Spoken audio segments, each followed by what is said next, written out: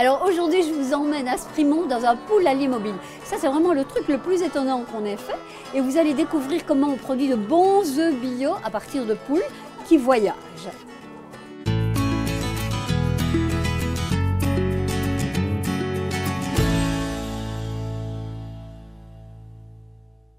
Daniel, nous sommes dans votre poulailler mobile. C'est vraiment particulier. Un poulailler mobile, c'est pas fréquent.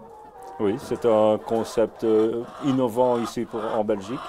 Donc, et le principe, c'est d'emmener pâturer les poules telles qu'on emmène pâturer un troupeau de bovins. On est dans le poulailler mobile. Et ici, nous sommes dans le poulailler. Et là, il accueille combien de poules?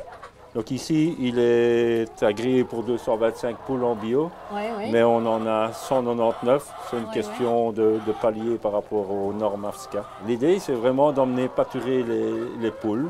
Donc on le déplace de manière régulière, tous les 7 à 10 jours. Le but premier, c'est que la sortie du poulailler ne soit pas souillée. Ah oui, donc en fait, les poules sont toujours dans de l'herbe verte. Voilà, donc elles ont toujours de l'herbe, enfin, ça va dépendre de la météo. Hein. Oui, bien entendu. Mais c'est vraiment de les emmener pâturer, donc elles trouvent ce qu'elles peuvent trouver en fonction de la saison, un petit peu à l'image de certains miels qui dépendent de la saison. Et donc l'idée, c'est de les emmener à gauche et à droite pour ne pas que l'herbe s'épuise trop vite. Mais est-ce que ça a des propriétés sur la qualité de l'œuf? Ah mais certainement.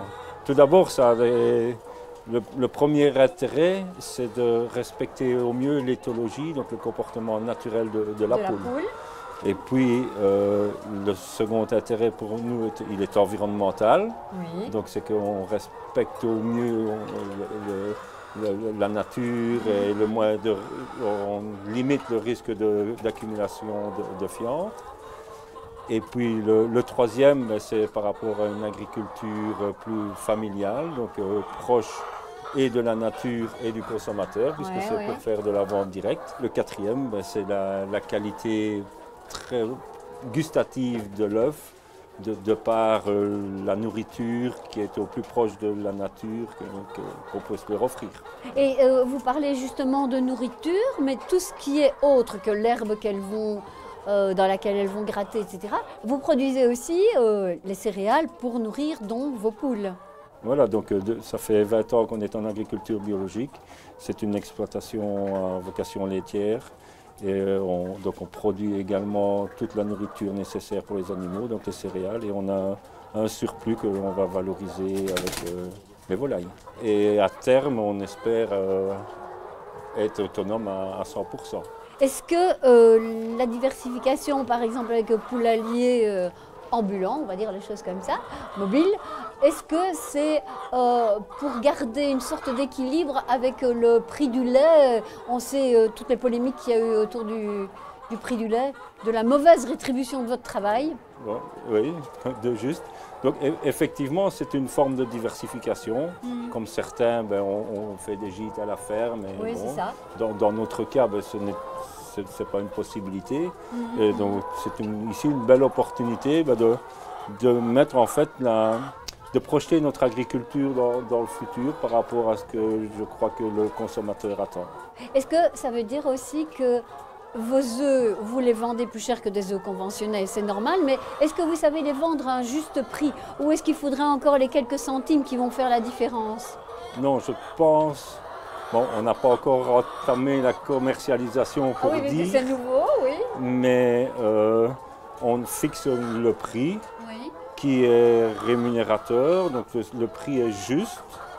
Et qui plus est, on va inviter le consommateur, expliquer au consommateur qu'une part de cette rémunération-là va être justement pour contribuer à faire avancer notre ferme dans un modèle agroécologique. Donc probablement planter des arbres, peut-être investir dans de la production d'énergie. Est-ce qu'on peut dire que d'un point de vue gustatif, ils sont meilleurs que des œufs conventionnels? Ça, je crois que c'est au consommateur à... Mais j'en suis convaincu. Oui, voilà, c'est ça. Voilà, j'en suis convaincu. Et pour juste faire un clin d'œil sur votre troupeau de vaches, vous trayez donc pour le lait, forcément. Est-ce que vous vendez encore du lait à la ferme?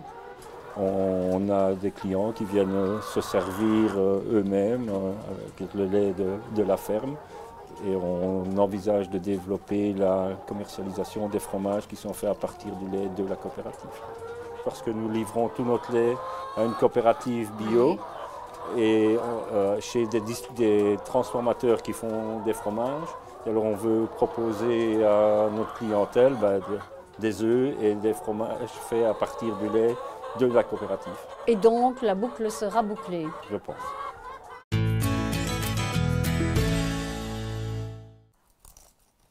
Hop.